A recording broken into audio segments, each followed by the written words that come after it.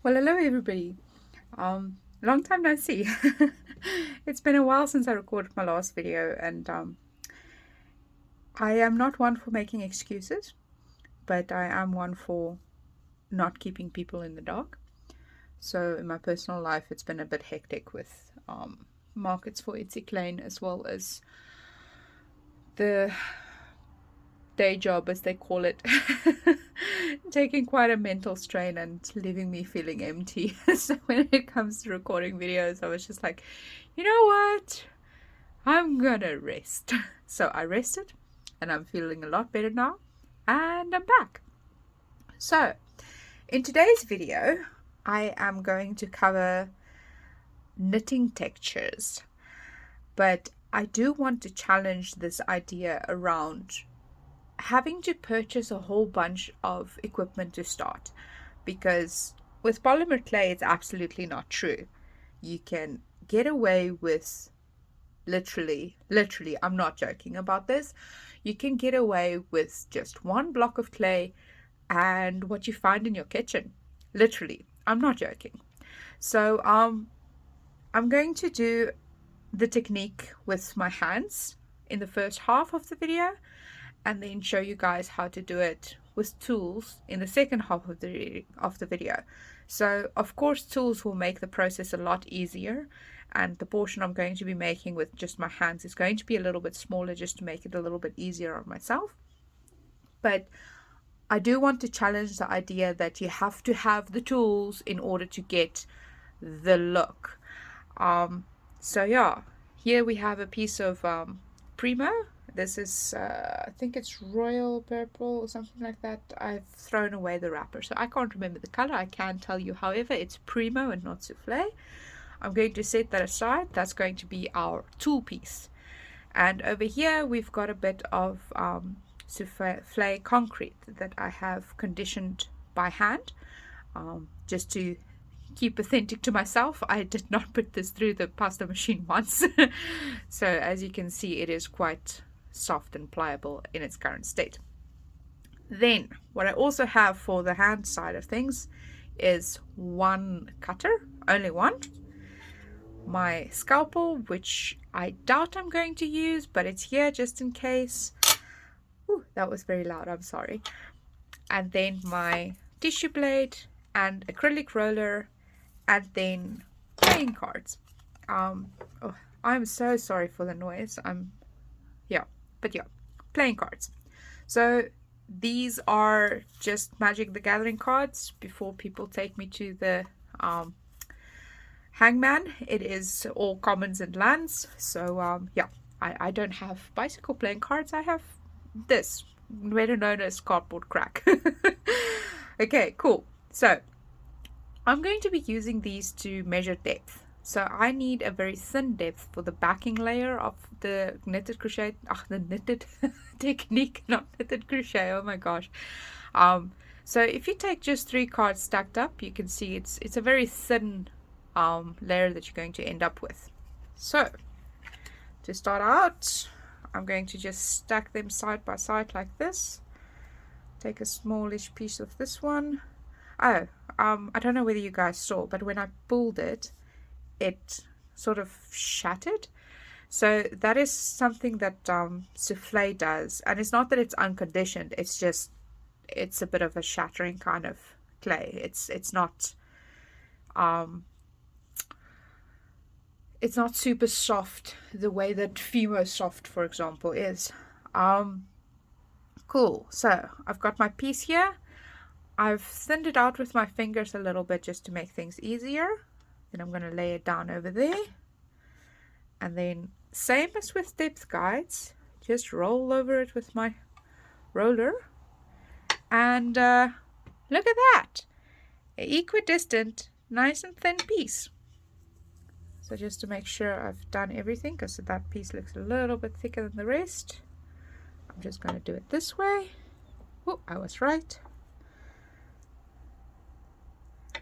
And there we go. So now this piece is fairly equal right round. You can see there's a bit of a squishing going on there. And I've done this with playing cards and an acrylic roller.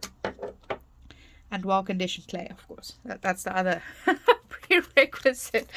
Well-conditioned clay. It takes you far. So I'm going to set my playing cards aside. I'm going to bring this back in. Oh, I can see there's some lint going on there. Now I'm going to break small pieces off of this. That's roughly the same size. It doesn't have to be exactly the same, just roughly the same, because if you start with a bigger piece to make your snake, you're going to have sad times. I can guarantee that.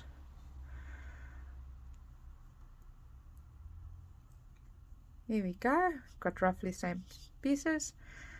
So now this piece, I'm just going to warm it up a little bit and then bring you guys down a little bit. There we go. So now I'm going to roll it with my fingers.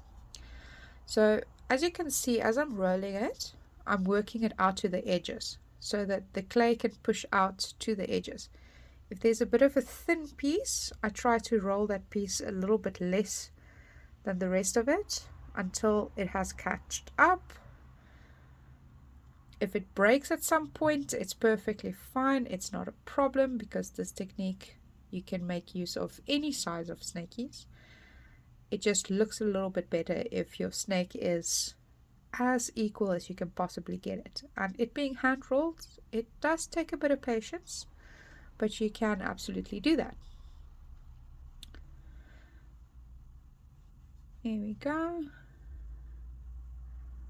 Just moving this bad boy back into view. So as you can see, I'm moving it slowly, slowly, slowly as I'm working it out so that you don't have that lump of clay at the edge that's just flopping around and making your snake uneven. Whoop.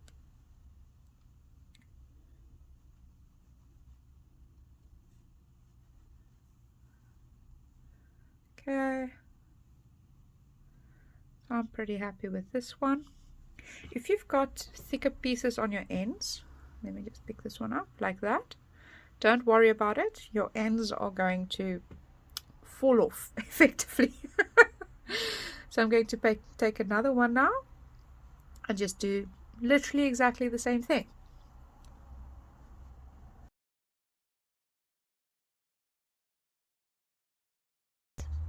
Now, just take that fat end off there. Now I'm fairly happy with my two snakies.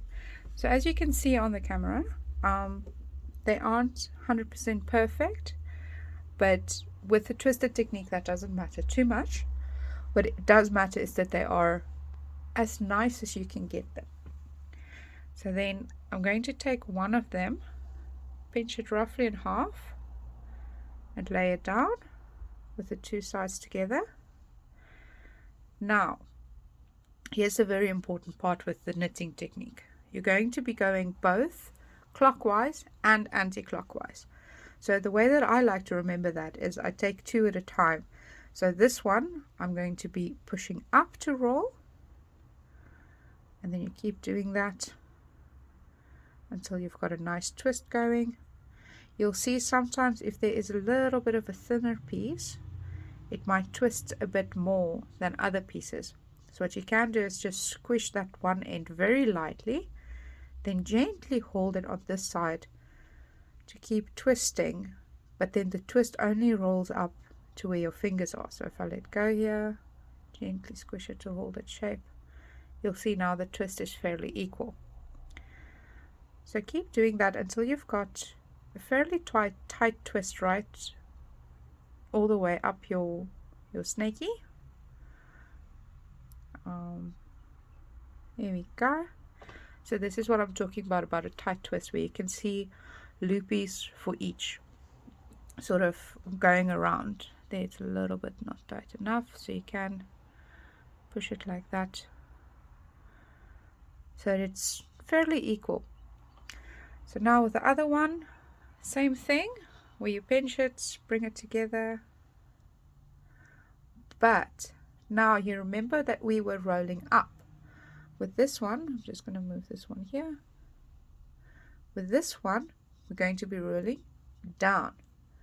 So now you are automatically inverting your twist on your loopies. Don't worry too much about your edges having to be neat. It's more about getting an equal twist all the way down.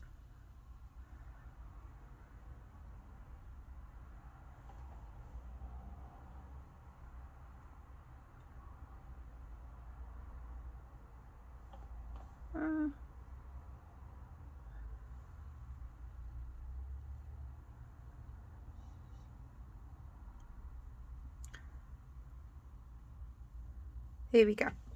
So now we've got the side where we held on and the side that we rolled. So when we lay it on our piece, and I'm just going to bring you guys in a little bit closer to show you. When we lay it on our piece, we can put one down like this, tap it gently to remain in place, and then the next one that's now going the opposite side, when you lay it next to it, you'll see that the loopies would want to come together like that. I'm just going to point it out with my scalpel. So you guys see that twist goes that way, that twist goes that way. So if you were to imagine there was a loop, it would go around like that. And that's where the knitted technique comes from. But if we look at the next one now, this one, it goes around, but it's a little bit off. So if we just untwist it ever so slightly and then move it back again, then that twist is going to be in line again. And then all the way down, check your twisties. So here we need a little bit more of a twist for them to look nicely.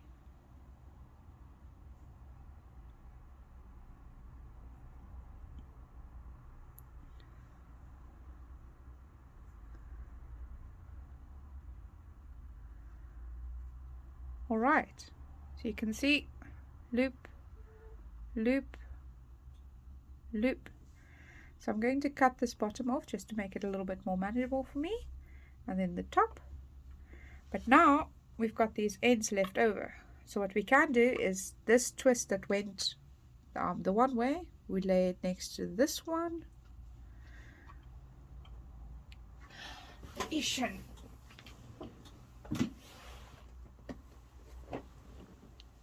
So this one, we lay it next to it.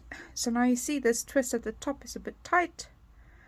But now, let me just find my loopies. I need the other one to point out the loopies better.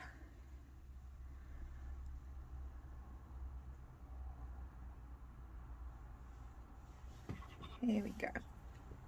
So at the bottom our loopies are walking very nicely because you've got loopy here, loopy there. This one is a bit terrible. It's okay. Loopy. So you see how the loopies are going, but now here they go a little bit out of whack. So what we can do is at this point untwist it a little bit so it looks a little bit more normal. Ooh, and then I've terribly untwisted it there.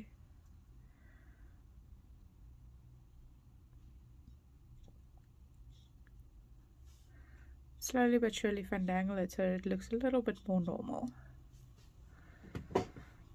So yeah, you can see the loopies going nicely. Yeah, so you can see the knitted technique starting to come out. So I'm going to do 2 more and then come back. Alrighty, I'm back.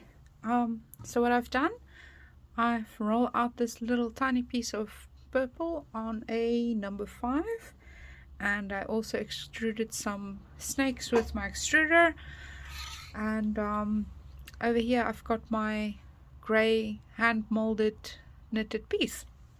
So now with my extruded snakes, as you can see, they are the same size because they've been extruded, they've been made with a tool, so I can trust them to be the same size.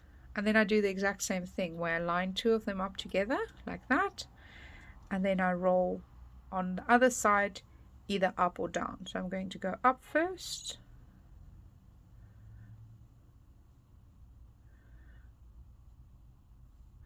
So now, because they're all of the same size, you can see that the twist goes in fairly equally. So if I stick this one down now, so it stays, and then take the other one. Now I can line them up again. And now, because I twisted up, I'm going to twist down.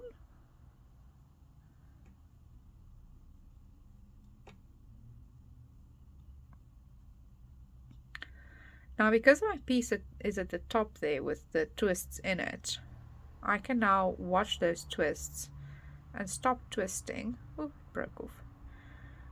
Where it's roughly similar type of twists.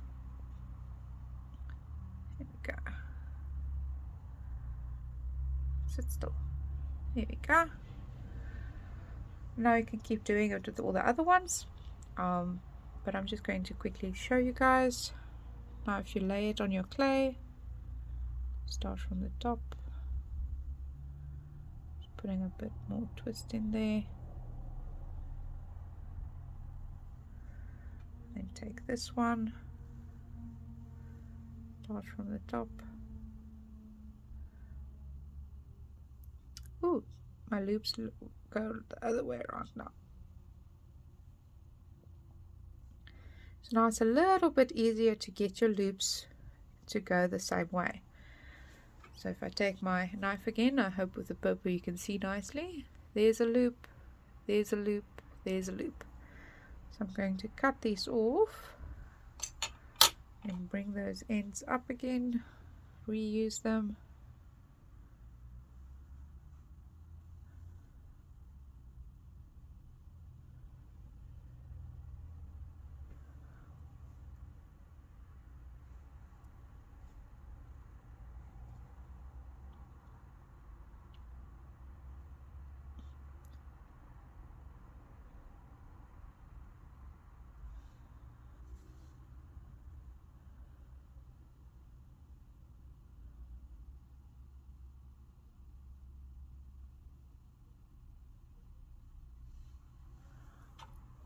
There we go.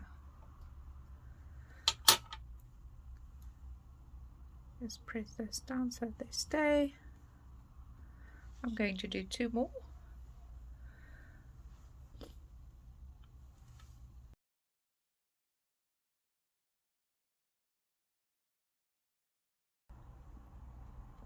Just patting those down.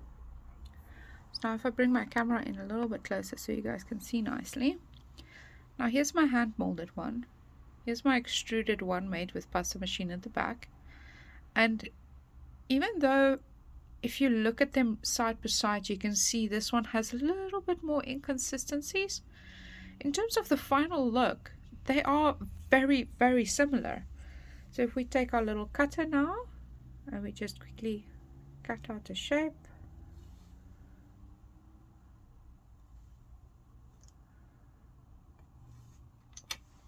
I'm just going to lift those edges with my tissue blade. Oh, go. Carefully lift out that shape. Here we go. Ooh, I cut this one too high. It's a good teaching moment I'll show you guys just now.